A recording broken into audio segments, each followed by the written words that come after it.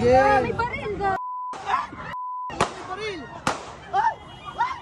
Sa pag-ulan ng bala, humantong ang away kahapon ng isang SUV driver at ilang rider sa Antipolo City. Away na nag-ugat sa umunay gitgitan. Ang SUV, hinabol ng isa sa mga rider na mag-ama pala. Nang pagpang-abot, bumaba ang SUV driver hanggang magkasuntukan. Kalaunan, bumulot ng baril at nagpaputok ang SUV driver. Bumagsak ang harapang binaril na rider. Dalawa pang rider ang nabaril. Gago na tamaan niya yung anak niya. Isang babae rin ang tinamaan, binuhat at sinakay sa SUV. Live-in partner pala siya ng namaril. Nahabol ng pulisya ang suspect halos kalahating oras matapos ang pamamaril. Naresto ka namin, ha? Sentro ng investigasyon ng pulisya ang sinasabing gitgitan.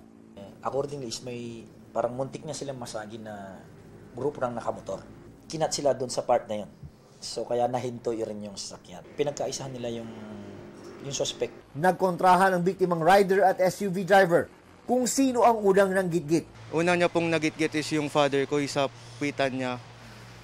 Muntik na po siyang sumemplang, buti lang po iniwasan. Hindi ko po talaga sila nakagitgitan, sila lang po nanggigitgit sa akin. Kasi pagka hinto ko po sa akin, pinagmumura kagad nila ako. Dumepensa rin ang SUV driver sa ginawang pagbaril. Yung isa pong lalaki na naka-helmet, yung matanda po na hinto sa akin, bubunutan po ako ng baril. Siyempre bilang po akong gun owner din, matitrigger po ako sa ganun. Nablangko na po talaga ako kasi ang sakit na ng katawan ko na sa bugbog po nila. Wala po darang baril ang daddy ko. Makita nyo naman yung mga biktima, wala naman silang hawak na patalim, no? And other deadly weapon. And hindi lang iisang beses nagpaputok yung suspect natin, no? Several times. Sa nakaaway ko sa road rage, humihingi po ako ng tawad sa nagawa ko. Dahil sa init lang po ng ulo, mainit po ulo namin pareho. Sa record ng PNP, rehistrado naman ang baril ng suspect, pero wala siyang gun ban exemption mula sa COMELEC. Ngayong gabi, kinumpirma ng Antipolo Police na namatay na ang isa sa nabaril na rider na na-confine sa ICU.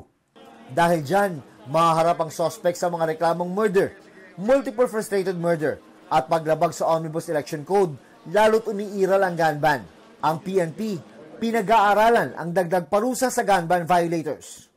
Any people who will violate ng gun ban, you have a lifetime ban in ownership ng firearms natin.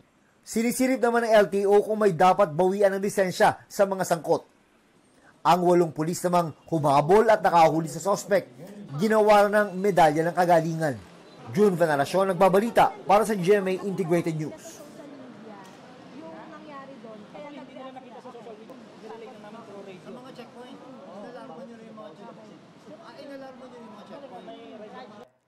Huwag magpahuli sa mga balitang dapat niyong malaman.